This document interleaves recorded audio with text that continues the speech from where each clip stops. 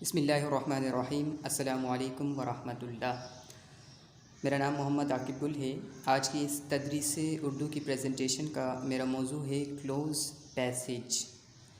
Close passage کے بارے میں یاد رکھیں کہ یہ ایک ریڈنگ کمپریہنشن ایکٹیویٹی ہے اور اس میں ہمیں نامکمل جملے دیے جاتے ہیں جنہیں ہم آپشنز کی مدد سے فل کرتے ہیں، انہیں پورا کرتے ہیں۔ یہ نامکمل جملے جو ہیں وہ کم از کم 5 ہوتے ہیں اور اس سے زائد بھی ہو سکتے ہیں۔ ان جملوں میں جو الفاظ دیے جاتے ہیں وہ تقریباً 70 سے 100 کے قریب ہوتے ہیں اور جو نیچے آپشنز ہمیں دیے جاتے ہیں وہ 10 سے 15 کے قریب ہوتے ہیں۔ تو کلوز پیسج میں نے آپ کو بتا دیا کہ ایسے جملوں کو کہا جائے گا یا ایسی خالی جگہوں کو کہا جائے گا کہ جنہیں ہم آپشنز کی مدد سے فل کریں۔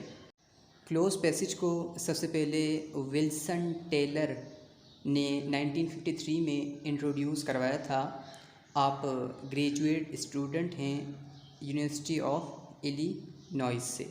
ہر چیز کے جس طرح فوائد و نقصانات ہوتے ہیں اسی طرح کلوز پیسج کے بھی کچھ فوائد اور نقصانات ہوتے ہیں، جن میں سے ایک فائدہ کلوز پیسج کا یہ ہے کہ اس میں ہمیں لکھنا زیادہ نہیں ہوتا، آسانی سے ہم صرف آپشن کو فل اپ کر لیتے ہیں۔ تو ایک طرح سے یہ ہمارے ٹائم کو بچاتا ہے اور پورے نمبر ہمیں اس میں مل سکتے ہیں۔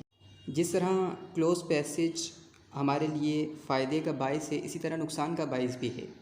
جس طرح کلوز پیسج ہمارے ٹائم کو بچاتا ہے، سیو کرتا ہے، بالکل اسی طرح کلوز پیسج ہمارے ٹائم کے ضیاع کا سبب بھی بنتا ہے۔ وہ اس طرح کہ اگر ہمیں آپشنز صحیح طرح سے معلوم نہ ہوں کہ کس خالی جگہ میں ہمیں کیا پر کرنا ہے اور آپشنز ملتے جلتے ہوتے ہیں اس میں، تو اس طرح یہ ہمارے ٹائم کا ضیاع کا سبب بنتا ہے اور اس سے بہت سارا ہمارا ٹائم ضائع ہو جاتا ہے۔ کلوز پیسج کو حل کرنے کا طریقہ یہ ہے کہ سب سے پہلے تو آپ اول تا آخر آپشنز کے ساتھ کلوز پیسج جو ہمیں دیا گیا ہے اس کا مطالعہ کر لیجیے، اس کو غور و فکر سے پڑھ لیجیے۔ پڑھنے کے بعد یہ یاد رکھیں کہ کلوز پیسج میں ایک جملے کا دوسرے جملے سے ربط ہوتا ہے۔ تو اب ہم اس کلوز پیسج کو حل کرنا شروع کرتے ہیں۔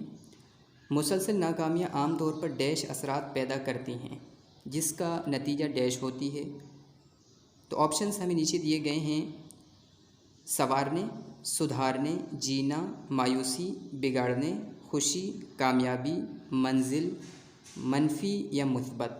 تو مسلسل ناکامیاں عام طور پر کس طرح کے اثرات پیدا کرتی ہیں؟ مثبت بھی پیدا کر سکتی ہیں اور منفی بھی پیدا کر سکتی ہیں۔ تو عام طور پر جو اثرات پیدا کرتی ہیں وہ منفی پیدا کرتی ہیں۔ تو ہم پہلے آپشن میں منفی کو فل کر دیں گے، جس کا نتیجہ ڈیش ہوتی ہے، جس کا نتیجہ خوشی ہوتی ہے، کامیابی ہوتی ہے یا مایوسی ہوتی ہے۔ تو جب منفی اثر آئے گا تو اس کا نتیجہ مایوسی ہوگی۔ اسی جملے کا آگے ربط ہو رہا ہے، جیسے کہ انہوں نے دیا ہے اکثر اوقات انسان غم و غصہ اور جھنجھلاہٹ کا شکار ہو جاتا ہے۔ تو غم، غصہ اور جھنجھلاہٹ جب انسان میں آتی ہے تو مایوسی اس کا نتیجہ ہوتی ہے۔ تو آگے جملے کا ربط تھا تو اس ربط کی وجہ سے ہم نے دوسرے جملے میں مایوسی کو فل کیا۔ آگے کہتے ہیں منفی سوچ کردار پر اثر انداز ہوتی ہے اور گھریلو تعلقات ڈیش کا باعث بنتی ہے۔ گھریلو تعلقات کس طرح کا؟ سنوارنے کا، سدھارنے کا یا بگاڑنے کا۔ تو منفی اثر جب پیدا ہو رہا ہے اور مایوسی ہو رہی ہے تو اس صورت میں گھریلو جو تعلقات ہوں گے وہ بگاڑنے کا باعث بنے گی۔ محرومی کا مقابلہ کرنا اور اس یقین کے ساتھ ڈیش کے سورج نکلنے والا ہے۔ اس میں ملتے جلتے الفاظ جو ہو سکتے ہیں وہ اس یقین کے ساتھ مرنا، اس یقین کے ساتھ جینا، تو دونوں میں سے جو صحیح لگ رہا ہے وہ جینا ہے۔ اس یقین کے ساتھ جینا ہم اس میں فل کر دیں گے کہ سورج نکلنے والا ہے۔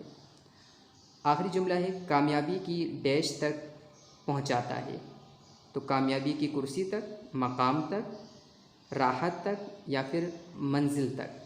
تو کامیابی کی منزل ہوتی ہے تو منزل ہم اس میں فل کر دیں گے۔